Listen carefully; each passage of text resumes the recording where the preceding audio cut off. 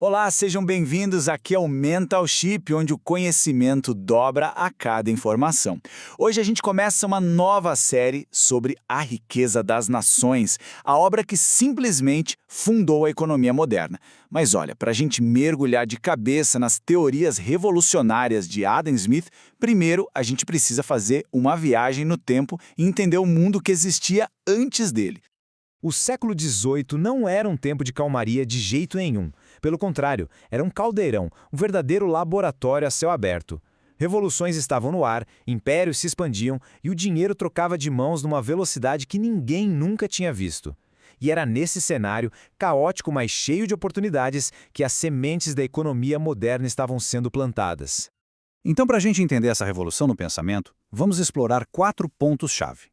Como era a Europa daquela época, o impacto gigantesco do comércio global, a influência do Iluminismo e por que o ano de 1776 se tornou um marco tão importante. Esse vai ser o nosso mapa para desvendar as origens da economia moderna. Vamos nessa!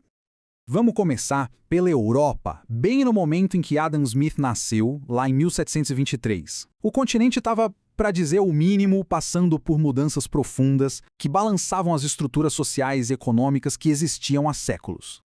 A riqueza estava se tornando visível de jeitos completamente novos. A Inglaterra, por exemplo, se tornava um gigante comercial graças ao seu sistema colonial. A Escócia, terra natal de Smith, depois de se juntar ao Império Britânico, viveu uma prosperidade inédita. E em cidades portuárias como Glasgow, o comércio com as Américas era simplesmente pulsante.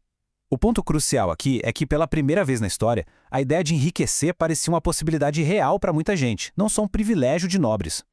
E claro, com tanto dinheiro novo circulando e novas formas de riqueza aparecendo, o sistema econômico que dominava a época começou a parecer, bem, ultrapassado, ineficiente. Vamos ver direitinho como essa estrutura começou a desmoronar. O mercantilismo era a regra do jogo. A lógica era simples. A riqueza do mundo é finita, como se fosse um bolo. Para um país pegar uma fatia maior, o outro precisa ficar com uma menor. O objetivo, então, era acumular o máximo de ouro e prata possível, controlando o comércio com mão de ferro, criando monopólios e botando tarifas altíssimas para proteger a produção local. Só que esse sistema estava rachando por todos os lados. As guerras para manter as colônias custavam uma fortuna. Os monopólios que deveriam fortalecer o Estado acabavam gerando muita ineficiência. E talvez o mais importante, a mentalidade estava mudando. A ciência e a razão, que eram os pilares do iluminismo, começaram a questionar as velhas verdades. As pessoas começaram a se perguntar: e se esse sistema, em vez de criar riqueza, estivesse na verdade limitando ela?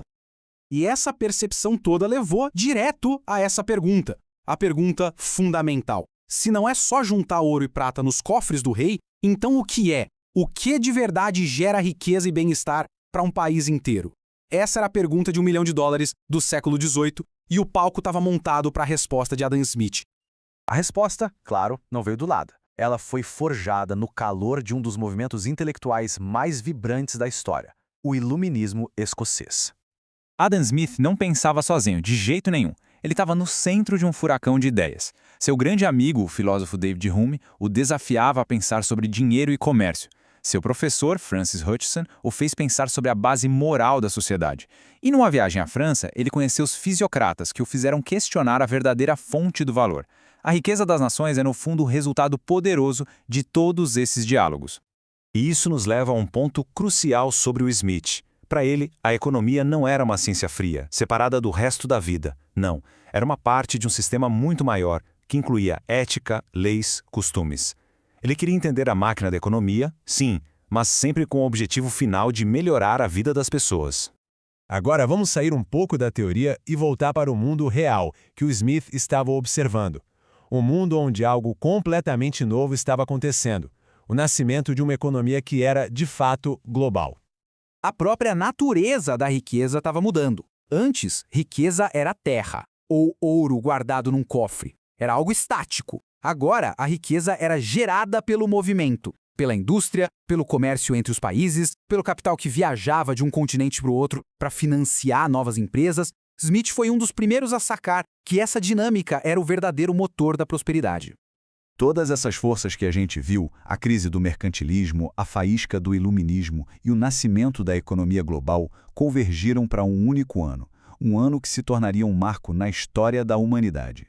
Pensa na sincronicidade. Em março de 1776, Adam Smith publica sua obra-prima. 4 meses depois, do outro lado do Atlântico, as colônias americanas declaram independência. Isso não é coincidência. Esses dois eventos são, literalmente, frutos do mesmo solo histórico.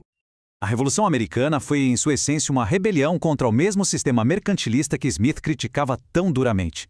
Ambos, o livro e a Revolução, nasceram do mesmo ideal, a liberdade, seja ela política ou econômica, como o único caminho para a prosperidade. Smith não estava só descrevendo uma economia, ele estava escrevendo um manifesto para o fim de um mundo. E agora a gente chega no ponto central de toda essa nossa conversa. Por que a gente passou esse tempo todo preparando o terreno? Porque o livro de Smith só pode ser de fato compreendido quando a gente enxerga ele contra o pano de fundo da sua época. Para captar a genialidade da obra, é fundamental ter em mente o sistema que o Smith estava atacando, a nova realidade comercial que ele estava tentando decifrar, a base filosófica que sustentava tudo que ele dizia e, claro, o capitalismo que ele via nascer nas ruas, nos portos e nas fábricas ao seu redor. E essa é a grande conclusão. Ler A Riqueza das Nações sem entender o mundo de 1776 é como ler a partitura de uma sinfonia sem nunca ter ouvido a música. A gente perde a força, a paixão, o impacto. Não é apenas um tratado econômico, é um chamado à ação, uma declaração de um novo tempo. Então, recapitulando o que a gente viu hoje, entendemos como o século XVIII preparou o terreno perfeito para a economia moderna nascer, vimos como Smith absorveu as ideias filosóficas e econômicas do seu tempo e, por fim, por que seu livro foi publicado no momento exato em que o mundo estava mudando para sempre. No nosso próximo encontro, vamos conhecer de perto o homem por trás da revolução. Quem foi Adam Smith? O filósofo, o professor e o observador atento que mudou o mundo.